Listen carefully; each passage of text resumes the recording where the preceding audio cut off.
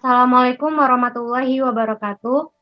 Kami akan menjelaskan video tutorial cara penggunaan aplikasi SPSS dengan mengaitkan dengan studi kasus, yaitu regresi berganda. Adapun nama-nama kelompok kami, yang pertama ada Agung Apri Hendri, yang kedua Vicky Kristina, yang ketiga Friaman Anggela, yang keempat Mariana Devika Siragar, yang kelima Yohana Sinaga, dan yang keenam Yuri Zulika. Berikut studi kasus akan dibacakan oleh Agung Apria Hendri. Berikut contoh studi kasus. Suatu perusahaan real estate ingin mengetahui pengaruh dari 3 faktor yang diduga menentukan nilai jual rumah, yaitu luas lantai bangunan, umur rumah, dan luas tanah. Dari data 15 rumah yang digunakan untuk contoh analisa kasus, terdapat di tabel di samping ini. Berdasar atas teori, dibangun 3 hipotesa bahwa luas lantai, umur rumah, dan luas tanah tidak berpengaruh secara signifikan terhadap harga jual rumah. Sedangkan hipotesa yang diuji adalah sebagai berikut. Asumsi penggunaan metode regresi berganda dilakukan bersamaan dengan pengujian regresi tersebut. Hal ini karena kebanyakan asumsi tersebut pengecekannya dilakukan melalui penelaahan residual yang hanya bisa dihasilkan dari pengujian regresi. Selanjutnya, langkah-langkah akan dijelaskan oleh Vicky. Oke, selanjutnya itu langsung ke langkah-langkah menggunakan aplikasi SPSS-nya. Di sini sudah tersedia. Yang pertama di name ini di name ini kita menaruh inisial ya. Jadi di name ini kita tidak diperbolehkan menaruh keterangan ataupun spasi. Maka spasi kita lambangkan sebagai titik. Yang pertama ada H untuk hari, untuk keterangannya kita taruh di label. Terus yang kedua ada LL itu untuk luas tanah, ada UR untuk umur rumah, dan ada LT untuk luas tanah. Untuk tipenya kita taruh numerik karena kita sedang menguji berupa angka. Selanjutnya kita akan ke data view yang paling bawah. Di sini akan otomatis data yang kita taruh di variable view akan otomatis ada di data view seperti ini. Ini ya studi kasus data yang telah dibacakan Agung tadi. Nah, untuk selanjutnya kita akan klik analis.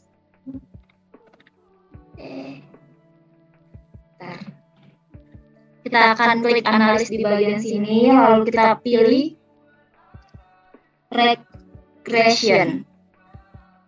Nih, kita pilih regression, terus kita pilih linear, lalu kita klik. Lalu kita masukkan variabel harga ke dalam kolom dependen seperti ini. Nah, di kolom dependen ini kita masukkan harga. Lanjut harga dan lantai. Bentar. Luas lantai nih. Ke dependen, terus tuh kita masukin umur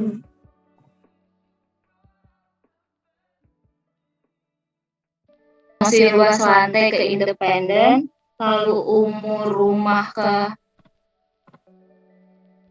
independen juga, lalu luas tanah juga ke independen. Nah, luas tanah. Lalu kita tekan methods, nih di methods ini kita klik enter. Ini metode ini kita klik enter, lalu kita klik next.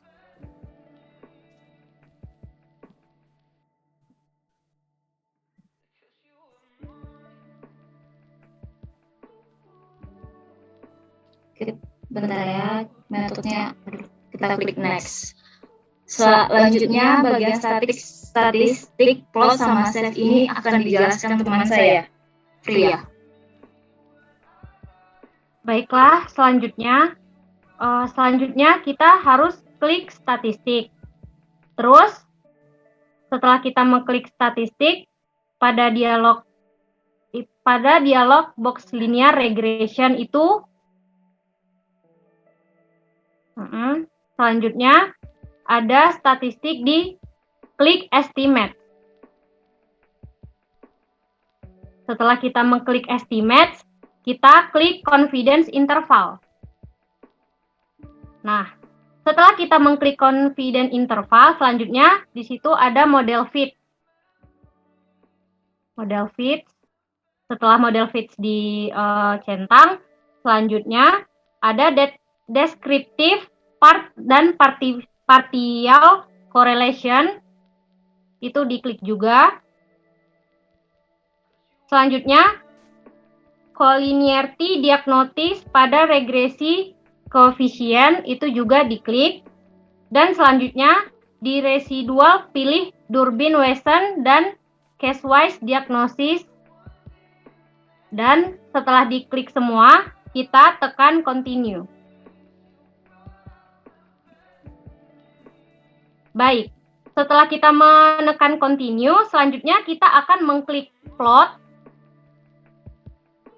Setelah kita klik plot, selanjutnya pada standaris residual plot itu kita harus mengklik histogram. Nah, selanjutnya setelah kita mengklik histogram dan normal probability. Normal probability plotnya juga ditekan. Selanjutnya pencet continue. Setelah kita mengklik semuanya dan kita tekan continue, selanjutnya kita klik save. Baik, pada dialog box ini terdapat linear regresi. Selanjutnya kita save.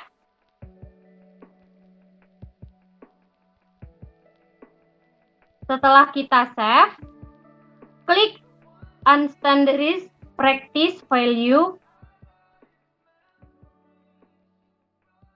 Oke, selanjutnya setelah kita mengklik unstandardized practice value itu kita tekan residual klik studentized dan studentized delete. Oke. Selanjutnya pada distance klik Cook's dan leverage value. Kemudian pada export model information itu to XML file. Selanjutnya kita klik include covariation matrix. Oke, setelah kita mengklik include the covariation matrix, kita continue dan tekan OK. Baik, slide selanjutnya akan dijelaskan oleh teman saya yaitu Yuri. Awal ya? Enggak. Enggak kan? Meninggal aku ulang dari awal.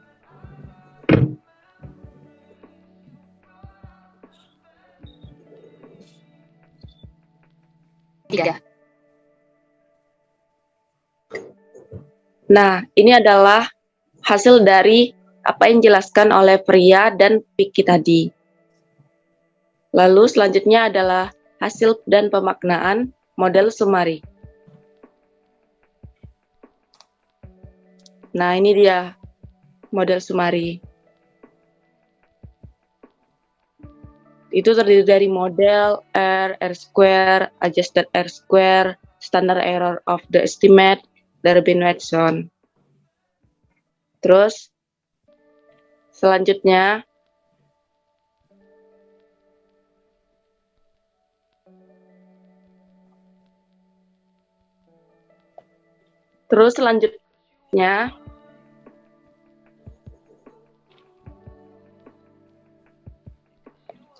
ada pengecekan hubungan linear. Yang pertama itu graph. Pilih legasi.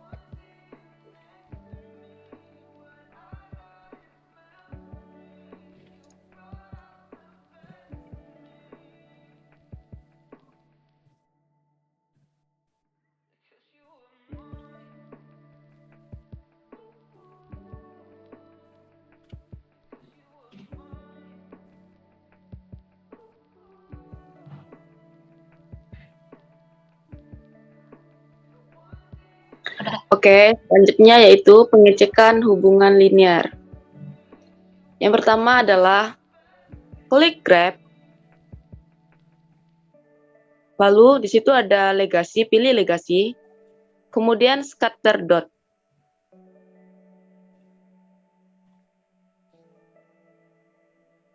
klik.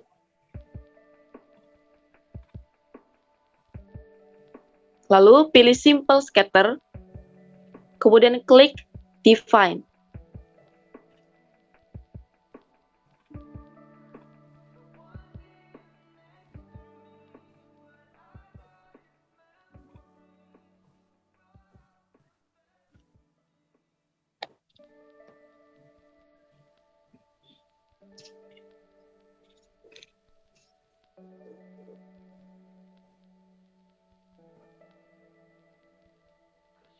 Setelah klik Define, selanjutnya akan dijelaskan oleh Yohana. Oke, setelah itu kita masukkan ke studentized residual.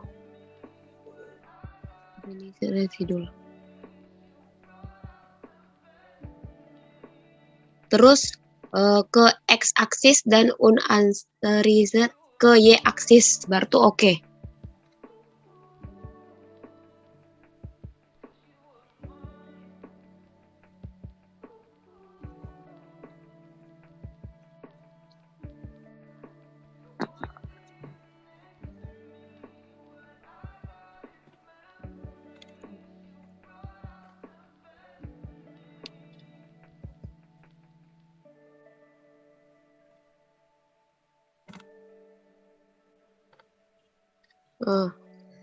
Metode yang udah dijelaskan oleh Yuri sama saya tadi tuh bisa digunakan untuk mengecek homoskedasity. Terus ini kan udah ada grafiknya. Dari grafik di atas, dari grafik ini menunjukkan bahwa plot yang dihasilkan itu nggak ada pola tertentu. Jadi hal ini mengidentifikasikan bahwa hubungan antara variabel dependen dengan keseluruhan variabel dependen menunjukkan hubungan yang linear. Ketidakadaan polanya itu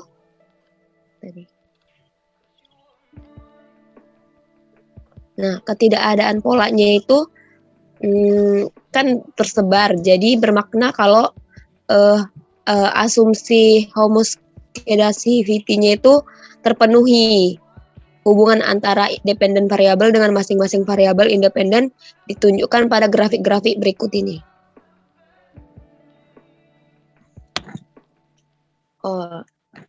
Pengecekan.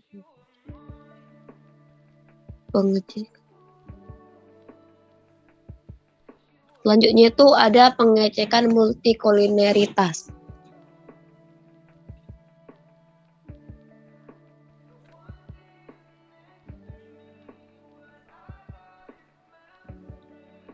Pengecekan multikolineritas itu terjadi jika dua atau lebih variabel independen mempunyai kolerasi yang tinggi. Hal ini akan menjadi masalah dalam pemaknaan variabel yang mana berkontribusi menjelaskan variansi variabel dependen. Jadi tabelnya itu kan ini. Tabel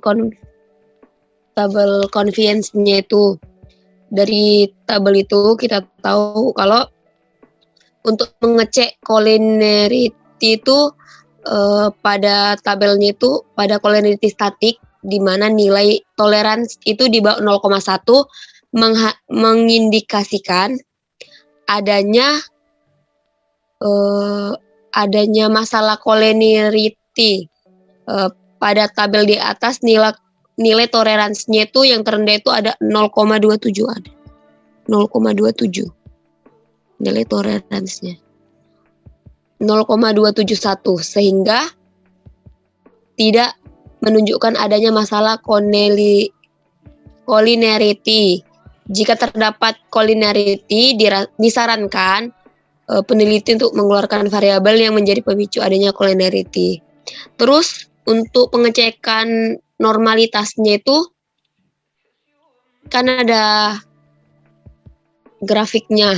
Grafiknya itu menunjukkan jika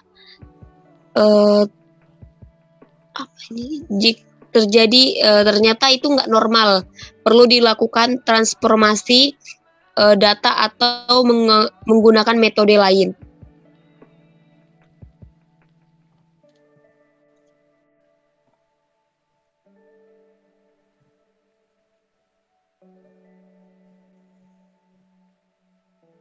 Terus grafiknya yang grafik batang. Nah, dari grafik batangnya ini juga kita lihat bahwa grafik di atas ini menunjukkan grafiknya ini menunjukkan bahwa distribusi regresi standarized residualnya itu kurang lebih distribusinya itu normal. Grafik dari grafiknya ini menunjukkan normalitas tersebut diindikasikan dari dot sejalan dengan garis diagonal. Selanjutnya.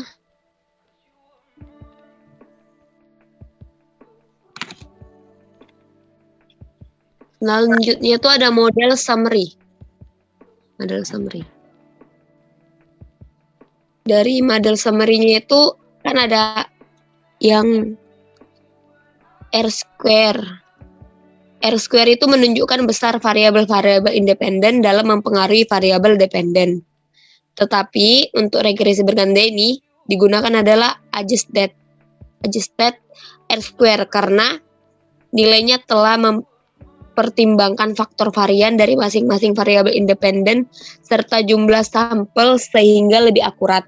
Hasil dari metode summary di atas hasil dari model summary ini menunjukkan bahwa 88,4% itu dari harga rumah dipengaruhi oleh faktor tanah, lantai, dan umur bangunan. Terus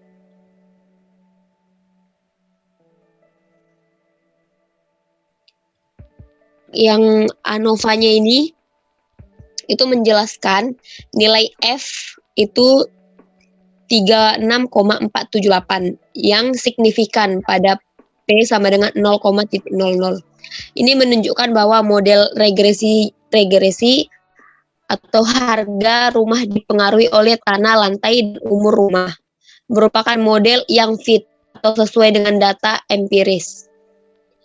Terus ada yang koefisiennya. Jadi dari tabel koefisien ini kita dapat simpulkan bahwa di antara ketiga variabel independen itu hanya lantai dan tanah yang signifikan mempengaruhi harga jual rumah atau P-nya itu lebih kecil dari 0,05. Sedangkan variabel umur tidak signifikan mempengaruhi harga rumah atau P itu lebih besar dari 0,05. Dengan demikian, hipotesa tentang umur dalam kaitannya dengan rumah atau HO2 itu tidak terbukti berdasarkan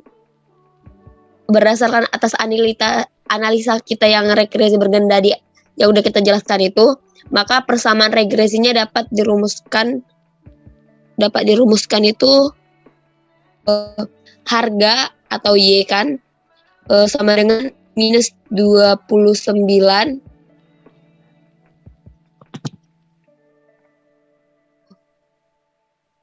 yang ini selanjutnya dijelaskan oleh Maria.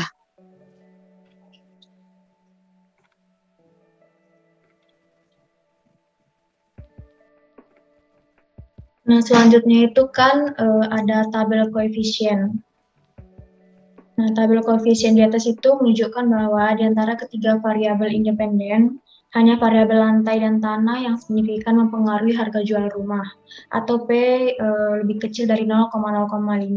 Sedangkan variabel umur tidak signifikan mempengaruhi harga rumah, atau P lebih besar dari 0,005. Dengan demikian, hipotesa tentang umur dalam kaitannya dengan harga rumah atau HO2 tidak terbukti. Berdasarkan atas hasil analisa regresi berganda di atas, maka persamaan regresinya itu dapat dirumuskan harga atau Y itu sama dengan min 29,600 ditambah 1,164 atau lantai X1 dikurang 0,633 atau umur sebagai X2 ditambah 0,493 atau tanah sebagai X3. Tabel koefisien pada kolom kolinearity statis memberikan informasi apakah uji regresi yang dilakukan terdapat kolinearitas. Kolom tolerance mengindikasikan seberapa banyak variabel independen dijelaskan oleh variabel independen lainnya. Sebagai patokan, nilai tolerance di bawah 0,1 menunjukkan adanya multiple correlation mengindikasi adanya multicollinear. VIP merupakan kebalikan dari tolerance. Nilai VIP adalah 1 dibagi nilai tolerance.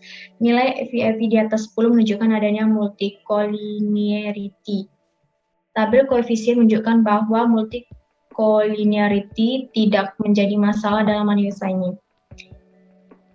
Nah, di sini ada grafiknya. Salah satu asumsi penting dalam regresi adalah faktor normalitas. Grafik normal P di atas menunjukkan bahwa data residual terpencar mendekati garis lurus diagonal pengukur normalitas. Hal tersebut menunjukkan bahwa regresi berganda asumsi normalitas terpenuhi.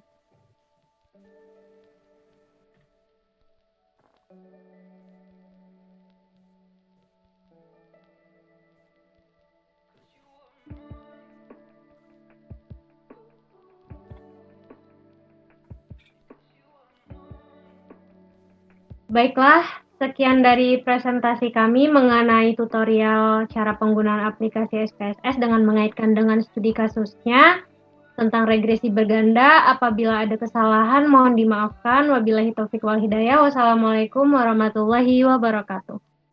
Terima kasih.